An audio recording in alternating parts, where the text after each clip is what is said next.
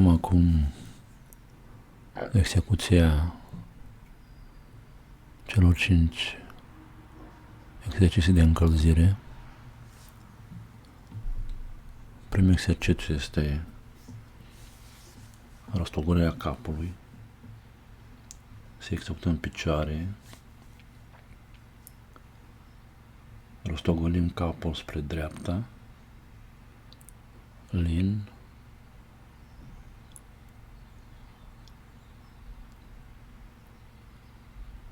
Apoi rostogolim capul spre stânga, de același număr de ori.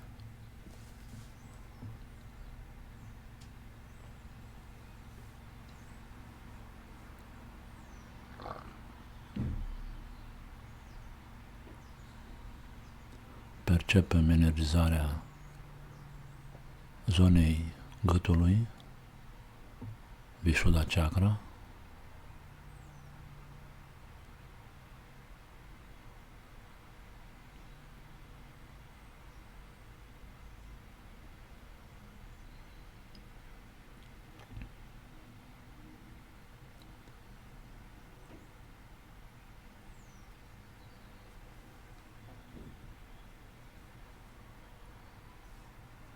Executăm atât cât ne simțim confortabil.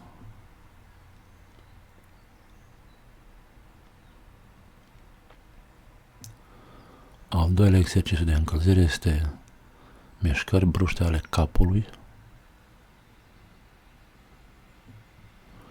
2 spre stânga, 2 spre dreapta, 2 spre stânga spate, 2 spre dreapta spate, 2 înapoi.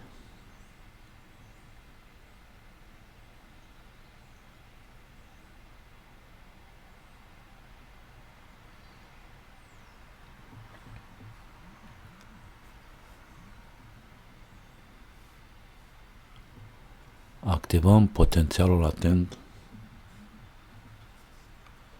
mental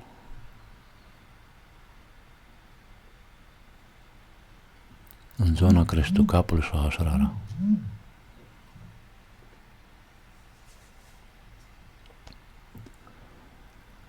Al treilea exercițiu de încălzire este pendularea capului, stânga-dreapta.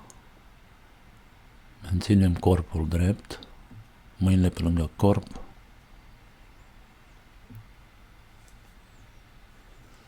Conștientizăm energizarea centrului Ajna chakra, în centrul frunții.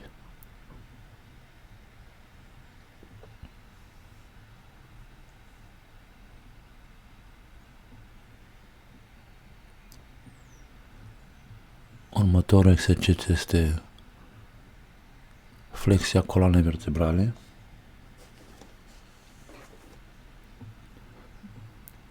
Balansăm mâinile pe lângă corp.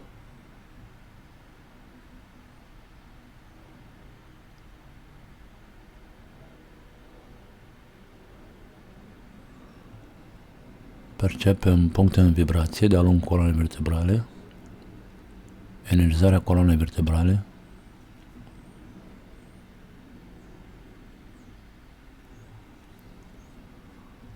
Următorul exercițiu este întinderea coloanei vertebrale.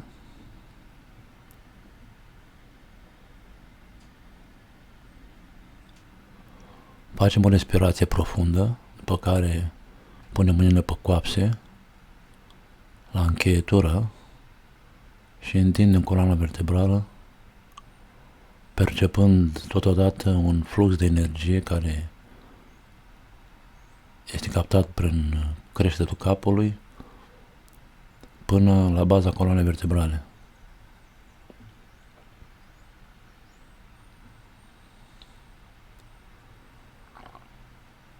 Acum executăm din lateral pentru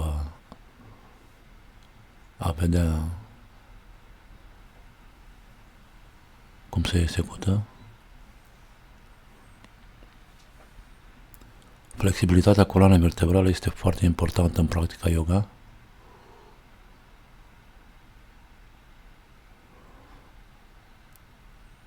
și în viața de zi cu zi.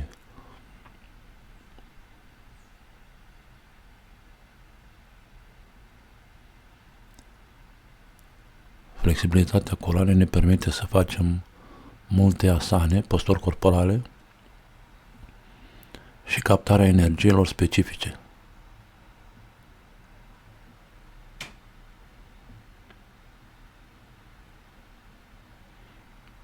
Aceste asane ne pun în rezonanță cu energii specifice